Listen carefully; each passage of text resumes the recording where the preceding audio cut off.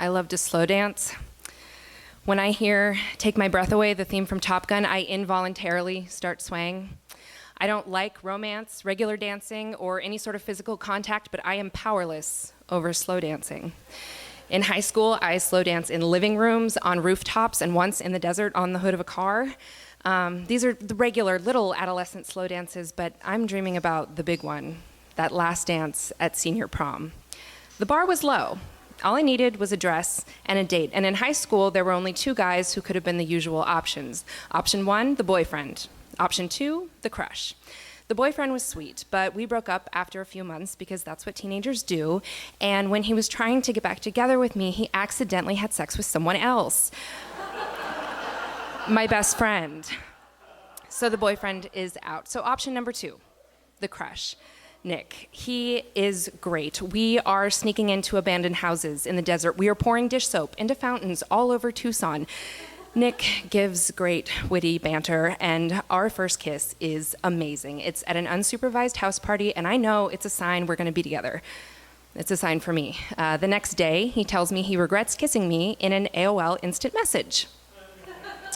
Then radio silence. This is a blow, but instead of wallowing in the crush, I go to another unsupervised house party and kiss someone else, and as soon as Nick hears, he's after me again. Nick is the Big to my Carrie, the Jordan Catalano to my Angela Chase, and if you didn't watch TV correctly, that means that he really wants me and I really want him, and then as soon as he's got me, he's done with me, kind of. It's not healthy. And we never officially date, but everyone thinks we're together, and it's always on the horizon, and now senior prom is coming. Nick says prom is stupid and he doesn't want to go. I don't have any other prospects, so I need a scheme. All my friends will go together and everyone will dance with everyone and no one's feelings will get hurt. Great. Initially, I have about 12 people who are on board, but then one by one, they drop out. Sorry, Amy, Casey and I got back together. Ethan showed up with roses. I couldn't say no. I want a normal prom with just 2 people. Fine, whatever. I'll see you at dinner. But I still have 2 great guys who are going to take me, and we're just friends. There's not going to be any drama. I will get that last slow dance at prom. Prom day is here. I'm getting my hair done, and one of my dates calls. Hey, Amy, we're downtown in line to get Johnny Knoxville's autograph, and we're going to be a little late to dinner. Is that okay? Sure, I guess. Johnny Knoxville's the guy who has that reality show, Jackass, on MTV, where he does stunts. He impales himself on things. But not a lot of celebrities pass through Tucson, so I get it. 3 hours go by.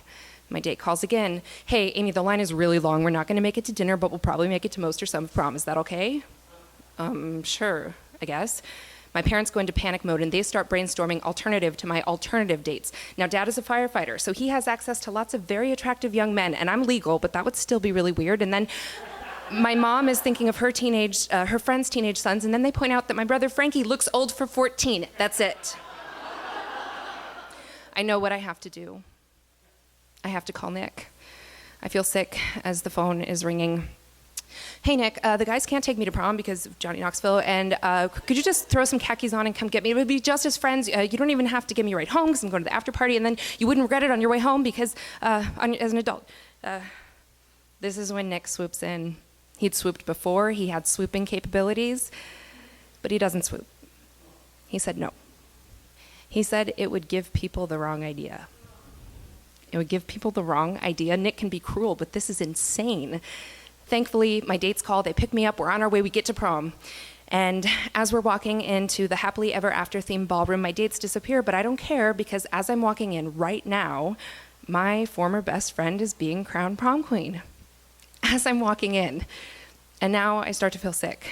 Not like I've just seen my former best friend who slept with my boyfriend being crowned prom queen sick, like it's hot and I'm dizzy and I think I'm gonna throw up. So I follow the signs to the bathroom and I'm horrified to see that they lead to a trailer of porta potties.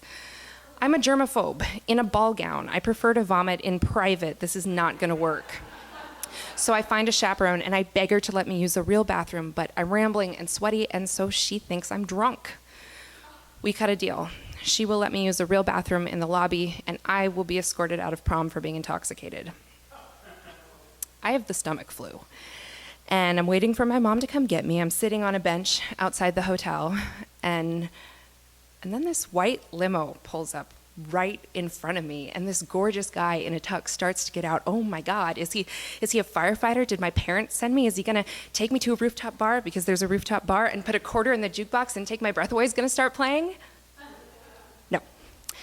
No, he looks me up and down and he slurs, "Hey, Cinderella, where's your prince?" Seriously? He stumbles away. He's wasted. The universe needed a crappy little bow to end that night. All I wanted was a slow dance. And instead, I get the Johnny Knoxville thing. Nick rejects me. The prom queen thing. The stomach flu. Hey, Cinderella. That is too much to be a coincidence. Between prom and my other romantic disasters, I don't see any upside to love, so I quit. I don't think of prom often. It's a funny story I tell girlfriends when they've had the worst date ever. But I'm 30-ish, which is almost an adult, and I've still never been in love. And when people ask me why, I say I don't know, and then I did some soul searching. Slow dancing. My love of slow dancing has ruined my love life. I slow danced with a lot of guys in my 20s, and I don't even know some of their names. I thought it was the perfect relationship. You cut right to the good stuff. It's automatically monogamous. You know when and how it's going to end. There's no talking or exchange of bodily fluids, and no one's feelings get hurt. A good slow dance could keep me buzzing for months. There was no need to pursue anything else. But when I realized that I was physically keeping guys at an arm's length, they couldn't get in, and I couldn't get hurt. It sounds too cliche to be real, but now that I know it, I'm responsible for it. I need to get to know a guy before I slow dance with him, and I need to stick around for a few dances before I run away. Who knows, maybe someday someone will be swaying with me when I hear "Take My Breath Away." Thanks.